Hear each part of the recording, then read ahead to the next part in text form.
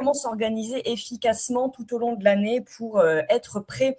Alors moi, j'aime bien, je vais vous donner quelques conseils, je vais vous partager mon écran, je vais vous montrer un petit visuel extrêmement simpliste que je vous ai fait parce que le truc, en fait, j'ai envie de vous dire, ça dépend aussi de votre situation personnelle. Il y a des gens qui repassent le concours, donc qui ont déjà évidemment des bases. Il y en a pour qui c'est la première fois et il faut, entre guillemets, tout reprendre à zéro. Il y a des personnes qui sont en reconversion professionnelle, donc vous travaillez la journée et le soir, vous avez peut-être aussi une vie de famille qui fait que vous n'avez pas forcément beaucoup d'heures ou de temps dans la semaine pour réviser. Moi, en tout cas, tout ce que je peux vous conseiller avant que je vous partage mon écran, c'est de impérativement, et peu importe votre situation, commencer les révisions dès le mois de septembre. Je pense qu'il ne faut vraiment pas attendre et j'ai même envie de dire, pour moi, c'est le délai maximum de commencer en septembre. Si vous pouvez déjà même commencer un peu cet été, j'avais donné un petit programme, planning de révision pour bouquiner sous la plage ou entre deux incendies. C'est horrible, mais c'est vrai. Voilà, cet été, prenez-y-vous très tôt, oui, ça se dit. Au moins à partir de cet été, grand maximum à partir de septembre. Je vais vous montrer et vous partager mon écran. Une année scolaire, ça passe très vite. N'oubliez pas aussi qu'il y a les obligations, entre guillemets, personnelles. Il y a quand même Noël au mois de décembre. On fait quand même tous une bonne grosse coupure pour se retrouver en famille. On a, je sais pas, moi aussi, voilà, des impératifs qui font que, eh bien, on n'est pas forcément en continu dans ces révisions. Parfois, on est interrompu pour certaines raisons. Donc, le mois de septembre vous permet de vous préparer à temps et surtout d'anticiper un éventuel retard dans vos révisions. Alors, je vais vous partager mon écran. Hop, rapidement, bon, j'ai rien fait de dingue, j'ai rien fait de fou, mais voilà, c'était quand même pour vous donner un petit visuel et surtout des bons conseils. Alors, tu vas me dire, Théo, si on voit bien Oui, c'est. Ouais, super. Confirmez-nous que vous voyez bien, mais normalement, c'est bon. Ouais, super. Là, vous êtes en plein dans mon Canva. Je me rends compte que j'ai même pas téléchargé mon image. Je suis désolée, j'ai été prise de court parce que j'ai dû faire ma valise en regardant la télé, en me disant qu'à tout moment, on allait m'évacuer. Voilà. Donc, mais sinon, le petit flyer est prêt et il est là. Alors, je vous le donnerai. Il sera sur le groupe CRPE 2027 avec Coralie. Il sera sur notre page Facebook, notre profil Facebook, pardon, l'atelier CRPE, si vous voulez le garder, le sauvegarder. Voilà. Mais vous voyez que c'est très simple. Moi, je commence vos révisions en septembre et je les termine en mars avec à chaque fois, si vous voyez bien, avec à chaque fois 5 choses. Moi, c'est vraiment des conseils que je vous donne. 5 choses, 5 dominantes, domaines de compétences que vous devez absolument réviser tous les mois. Et il ne faut faire l'impasse sur aucun des 5. Donc, en fait, vous voyez que si vous vous y prenez au mois de septembre, ça vous fait quand même 6 mois de révision complète, de septembre à février. Et pareil, c'est un conseil. Moi, je vous conseille tout au long du mois de mars de faire des concours blancs. Tout le mois de mars. Ça veut dire que votre programme de révision doit être bouclé en février. Et mine de rien, ça arrive vite. C'est-à-dire que le mois de février, il est rapidement là. Donc, tous les mois, moi, je vous invite à réviser une partie de grammaire, une partie de conjugaison et d'orthographe, une partie de lexique, des lectures, je vais revenir dessus, et de l'écriture. Et là, j'insiste vraiment sur lecture et écriture, parce que la partie 3, vous savez, je parle pour les écrits, que ce soit L3 ou M2, c'est cette partie qui, 1, vous fait le plus peur, et 2, rapporte le plus de points. L'écriture, donc, il faut vraiment vous entraîner à réaliser des exercices de rédaction. Je vais vous dire comment. Plusieurs fois par mois. Donc, en fait, j'ai préféré vous faire au mois, vous avez 5 domaines à réviser et après, vous vous organisez comme vous voulez à l'intérieur du mois. Et là, c'est ce que je disais tout à l'heure, ça dépend de vos obligations personnelles, votre situation familiale, etc. Donc, dites-vous qu'en un mois, vous vous organisez à peu près comme vous voulez pour réviser ces 5 choses-là à chaque fois. Par exemple, je ne sais pas, il y en a peut-être parmi vous qui peuvent accorder, je dis n'importe quoi, 10 heures de révision par semaine. Bon, mais tant mieux. Il y en a peut-être c'est 10 heures dans le mois parce que vous n'avez pas le temps et vous avez d'autres choses à faire en dehors. Donc, à vous de vous organiser, j'ai envie de dire, comme vous voulez. Ça, je ne peux pas le faire pour vous parce que c'est personnel. Mais dites-vous que chaque mois, il y a ces 5 choses-là, ces 5 domaines à réviser. Pour vous donner quand même un ordre d'idée, dites-vous que le lexique, pour celles qui ne connaissent pas encore le concours, enfin celles et ceux, il y a aussi des hommes, qui ne connaissent pas encore le concours, dites-vous que Le lexique, c'est ce qui vaut le moins de points et c'est ce qui est quand même globalement le plus facile. Le plus technique et ce qui rapporte le plus de points et qui vous fait le plus peur, comme je vous ai dit, c'est la rédaction, donc l'écriture. Et ensuite, à bien consolider et bien réviser, évidemment, je dirais, l'intermédiaire, c'est grammaire, conjugaison et orthographe. Voilà. Donc, s'il fallait hiérarchiser du plus important au moins important, entre guillemets, écriture et lecture, le plus important, grammaire, conjugaison, orthographe, intermédiaire, le lexique, entre guillemets, je dis bien, le moins important, parce que le moins compliqué et rapporte le moins de points. Faites-vous également des concours blancs à mi-chemin. Par exemple, au mois de novembre, le lexique, vous ne faites pas parce qu'il n'y a vraiment pas grand-chose non plus à réviser en lexique, ça va vite et c'est facile. Révisez, faites-vous plutôt un gros concours blanc. De même en janvier et tout le mois de mars, eh bien, vous vous enchaînez concours blanc sur concours blanc. Quand j'appelle lecture, alors là, je ne vois pas le chat, hein, mais si vous avez des questions, n'hésitez pas à m'écrire parce que si je fais ça, ça fait un effet miroir. N'hésitez pas à m'écrire. Je te dis si tu as des questions au passage. Pour l'instant, il n'y en a pas. Super, super. Quand je vous dis les lectures, alors les lectures, on est bien conscient que vous n'allez pas pouvoir vous coltiner ce que moi, par exemple, j'ai lu en 5 ans de master lettres modernes. Vous n'allez pas le temps, évidemment, d'avoir les lectures que j'ai eues en 6 mois de concours, en sachant que vous avez les maths à réviser, vous avez les épreuves d'application, etc., etc. Donc, bien évidemment, les lectures, vous devez aller à l'essentiel.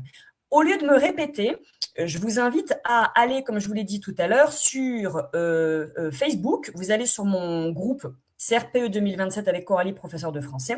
Et là-dedans, vous fouillez un petit peu, mais je vous ai préparé un petit planning de révision, de lecture, un planning de lecture, pardon. Lecture d'été, vous descendez un petit peu, voilà, ça doit être par ici, voilà. Je vous ai fait un petit planning et là, je vous invite donc à le regarder. Ici, c'est toutes les ressources pour aller à l'essentiel. L'idée n'étant pas de lire 14 romans de 500 pages chacun en un mois, c'est impossible, mais de lire plutôt des extraits d'œuvres très connues, des extraits d'œuvres canoniques. Et ça, ce que vous voyez à l'écran, ce sont les ressources où vous pouvez trouver ces extraits ou alors des résumés, des présentations de ces œuvres littéraires. Et honnêtement, c'est suffisant. Retenez que vous ne passez pas un CAPES de lettres, comme j'ai pu le passer, donc on n'attend pas de vous une connaissance pointue et une bibliographie illimitée en littérature française. Non. Donc, allez à l'essentiel, lisez quelques extraits. Moi, je vous ai conseillé dans ce petit programme des œuvres très connues. Vous voyez, La promesse de l'aube, un peu de Victor Hugo, un petit peu de Molière, un peu de Jules Verne, vous voyez, des gros classiques, et allez lire des extraits. Ça va vous permettre non seulement de vous confronter à des textes littéraires et plutôt soutenus en termes de langue, et en même temps, ça va vous permettre de vous constituer une petite culture littéraire qui va vous servir pour le concours. Voilà. Donc, allez en tout cas sur mon groupe, si ce n'est pas déjà le cas, CRPE 2027 avec Coralie. Voilà, vous avez toutes les ressources. Je mets tout là-dedans. Voilà. Et je reviens sur mon planning. Hop, on va faire comme ça. Donc ça, c'était pour la partie lecture. Après, évidemment, si vous voulez lire autre chose que ce qu'il y a dans mon planning de programme, enfin dans mon programme d'été, vous lisez tout ce qui vous fait plaisir et tout ce qui vous plaît, bien évidemment. Pour l'écriture, donc ce bon gros morceau qui parfois vous fait peur, moi, je vous conseille de faire des sujets de brevet. C'est très simple. Vous tapez « sujet brevet français » dans Google. Vous allez tomber sur plein de sites internet qui vous remettent les sujets qui sont tombés les années précédentes. Moi, vous voyez, j'ai déjà le mien qui est enregistré dans les favoris. Vous cliquez n'importe où, bam. Je prends, mais alors vraiment n'importe quoi. Et là, attendez, je crois que je vous ai mis le bac. Le bac, c'est pas pour vous, c'est le brevet. Et dépêche-toi, Google, ça ne veut pas marcher. Actualiser. Ouais, en fait, je pense qu'avec les orages et tout ce qui nous arrive là en Gironde, je pense que même Internet bug. Bon, c'est pas grave, je vais vous trouver ça ailleurs, sans doute ici. Bon, alors celui-là, sinon. Celui-là. Alors que je retrouve. Voilà, donc quand vous avez un sujet de brevet, en fait, il vous suffit de descendre à la dernière page que je trouve pas. Attendez, là c'est la grammaire. Noé, je ne suis pas habituée à ce site. Pourtant, c'est le journal avec qui je travaille tous les ans, mais je ne sais pas comment c'est fait. C'est cocasse. Ah voilà, l'épreuve de rédaction. Pardon, elle est là. Ouais. En fait, c'est pas très bien présenté. C'est pour ça que j'aurais voulu juste vous montrer sur le site que j'aime bien. Attendez, je réinsiste un peu parce que je suis têtue. Mais je crois que malheureusement, le site bug. Bon, bref, on va pas s'embêter. En tout cas, les sujets de rédaction de niveau brevet sont excellents. J'arrête pas de le dire et je me répète, mais vraiment faites-les. Vous les trouverez à la fin des sujets. Donc, vous avez toujours accompagné un texte littéraire. Et les textes littéraires, ce sont toujours des gros classiques. Vous voyez, là, cette année, les élèves de brevet ont un Blaise Sandrard, hyper connu. Donc, moi, je vous conseille de faire un maximum de sujets de brevet, non seulement pour la partie texte littéraire, mais aussi pour la partie grammaire, qui est super bien. Moi, je vous conseille, c'est un très bon entraînement. Et la dernière page, il faut vraiment descendre en bas, en bas, en bas. Vous avez un sujet de rédaction. Les élèves en troisième, ils ont le choix entre de l'imagination, que vous ne faites pas, vous n'aurez pas ça au concours, mais ils ont aussi de la réflexion. Vous voyez, par exemple, qu'apporte au lecteur ou au spectateur la découverte d'œuvres qui se déroulent à une autre époque. Pardon. Donc, vous voyez que vous avez des sujets qui sont vraiment intéressants et qui ressemblent énormément à ce que vous avez vous-même au concours. Donc, les sujets de brevet pour la lecture et l'écriture, c'est topissime. Vraiment, je vous conseille. Voilà, je termine. J'essaye d'aller au plus vite. Toutes les ressources dans ce petit visuel vous sont également indiquées ici. Mediaclass.fr, des chaînes YouTube. Je ne vais pas tout vous les lire parce que c'est écrit devant, que je vous conseille aussi d'aller visionner, qui sont top. Ralentirtravaux.fr, afterclass.fr pour la grammaire, des annales de brevet et enfin un dernier conseil, surtout que là, ça va bientôt apparaître dans les rayons de Cultura, la FNAC, etc. pour le plus grand plaisir des collégiens, des cahiers d'exercices de grammaire. Bah oui, parce que l'été, vous savez, les librairies font le plein des cahiers d'exercices avant la rentrée des classes. Alors moi, je vous conseille d'aller faire un petit tour à l'occasion. Voilà, la FNAC, Cultura, une librairie que vous connaissez, pour demander des cahiers d'exercices de français niveau 3e. Honnêtement, ils sont tous bien, peu importe la maison d'édition, que ce soit Nathan, que ce soit Bordas ou Hatier, peu importe. C'est super pour réviser le programme de grammaire et ça peut vous permettre, tout au long de l'année, de réaliser des exercices au fur et à mesure de l'année. Donc, ça peut être aussi une manière pour vous de vous entraîner et d'organiser efficacement vos révisions tout au long de l'année. Un tout petit conseil néanmoins que je vous donne, si vous achetez la version élève n'est pas corrigée. Donc, si vous voulez avoir la correction des exercices, alors dans ces cas-là, vous devez acheter la version enseignant. Donc, vous pouvez prendre les deux, vous achetez la version élève plus la version enseignant, ou alors que la version enseignant et vous cachez les réponses, et comme ça, vous avez la correction également. Voilà. Et donc ça va vous permettre justement, vous voyez, tout au long de l'année, vous vous dites, tiens, au mois de septembre, grammaire, je vous dis n'importe quoi, je fais les 5 premiers chapitres du cahier d'exercice que j'ai acheté l'autre jour. Au mois d'octobre, je fais les 5 prochains. Au mois de novembre, les 5 autres, etc. Et vous égrenez comme ça vos révisions au fur et à mesure de l'année. Ça peut être une très bonne technique pour vous, pour la grammaire, la conjugaison, l'orthographe et le lexique. Voilà. Et enfin, dernier conseil. Je vais un petit peu vite, mais c'est vraiment pour vous donner le max d'infos. Dernier conseil, c'est, regardez ce que je vous ai écrit ici, c'est d'anticiper sur les oraux. N'attendez pas d'avoir les résultats des écrits pour vous mettre à réviser vos oraux. Et moi, les oraux, que ce soit en L3 ou en M2, peu importe, le conseil que je vous donne, c'est dès le début de vos révisions, entraînez-vous à expliquer à voix haute toutes les notions abordées pendant votre planning de révision. Par exemple, j'en sais rien, quand vous allez réviser le lexique, vous allez réviser les antonymes, les synonymes, vous savez, tout ça, là, toutes ces joyeusetés. Quand vous allez réviser ça pour vos écrits, une fois que votre leçon, elle est bien assimilée, entraînez-vous à l'expliquer, à la développer, à la réciter à voix haute, alors soit tout seul, ou alors à un membre de votre famille qui sera ravi. Je ne sais pas si vous avez des enfants qui sont au collège.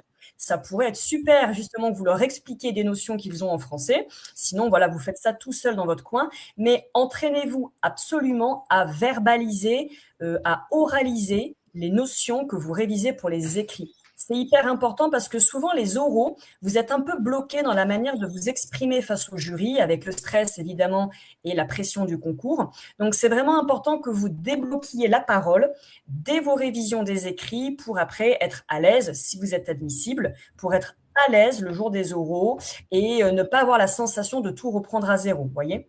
Donc voilà ce que je vous conseille. Et normalement, eh bien, si vous suivez ce petit planning haut en couleur, normalement, bah, vous devriez être vraiment prêt, largement prêt. Vous voyez qu'au mois de mars, là, vous enchaînez avec je ne sais pas combien de concours blancs en vous axant bien sur grammaire, conjugaison, etc. Peut-être faire au mois de mars un petit peu moins de concours blancs ou autant de concours blancs, mais vous pouvez peut-être finaliser les révisions des mois précédents que vous n'auriez pas, conditionnel terminé.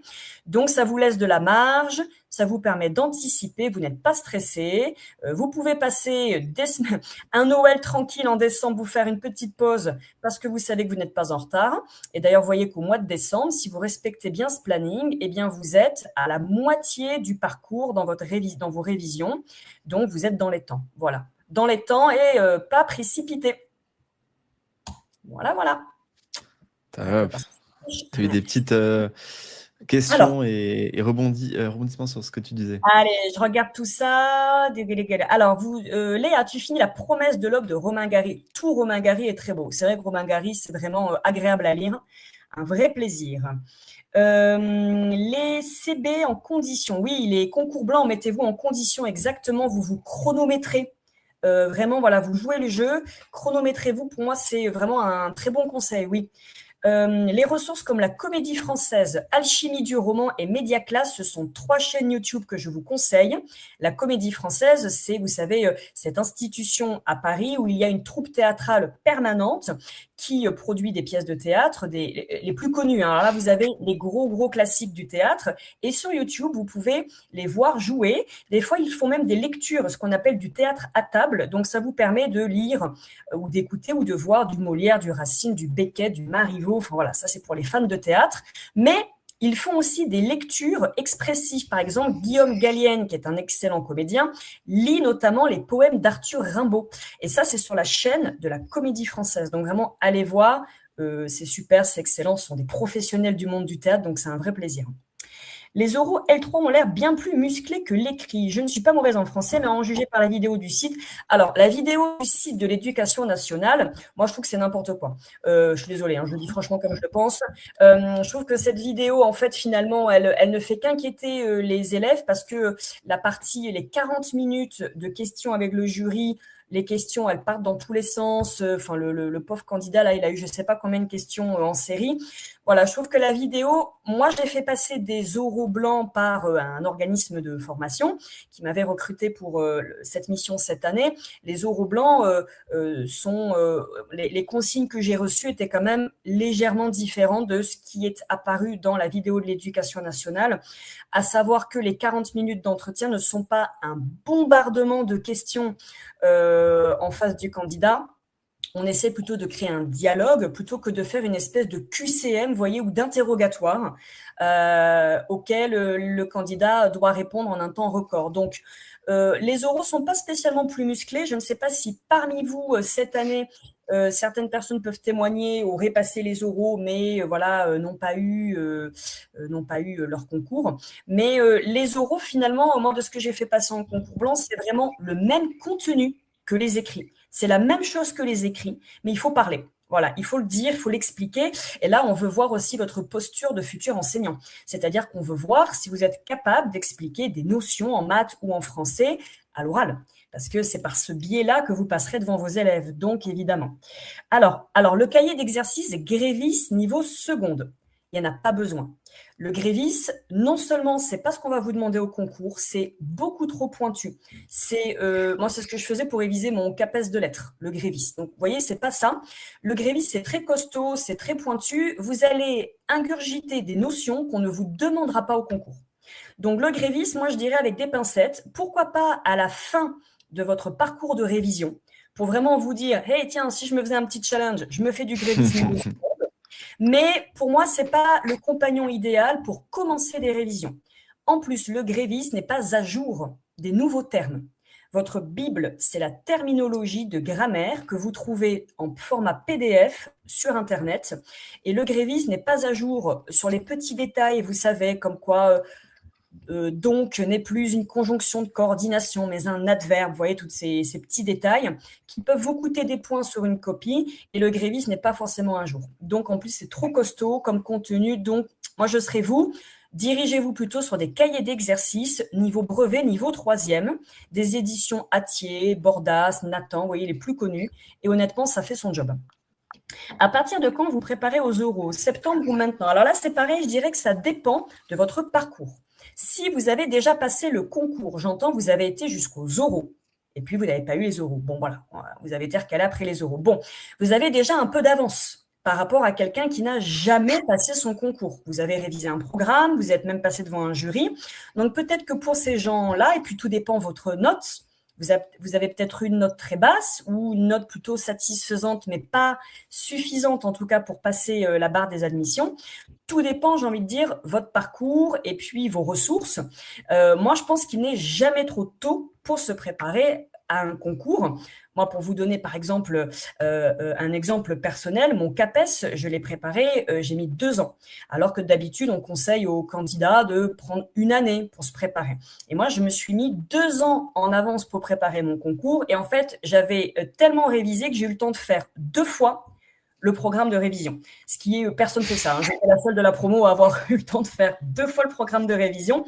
Ce qui fait que je suis arrivée archi prête au concours en mode machine de guerre parce que je connaissais par cœur le contenu.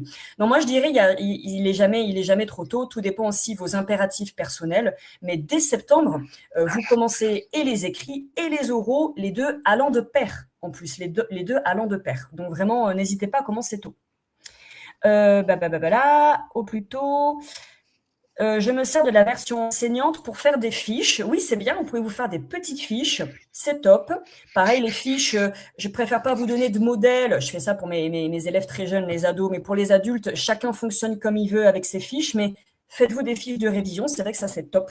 Non seulement le fait d'écrire les notions vous permet de les enregistrer plus facilement, et puis après, au lieu de reprendre des pages et des pages de leçons, eh bien, en effet, la petite fiche, hop, on l'emporte avec soi n'importe où, dans le métro, dans le bus, en vacances. Ça vous permet de réviser aussi un peu de temps en temps, tout en étant pratique. Voilà, donc si c'est une première tentative, et je termine sur ce commentaire dans le chat, commence dès le mois de septembre à réviser tes oraux. Voilà, il faut vraiment se préparer pour les deux, quitte à refaire une deuxième fois, remettre une deuxième couche dans les révisions des oraux parce que tu auras été trop à l'avance. Vaut mettre trop en avance, hein, c'est comme quand on prend un train, hein, trop en avance qu'en retard. Voilà, donc commence dès septembre. Voilà. Ah oui, le grévis enseignant. Oula, non, t'embête pas. Le grévis enseignant, c'est très pointu, très costaud. Moi, pour te dire, je m'en sers pour former mes élèves au bac.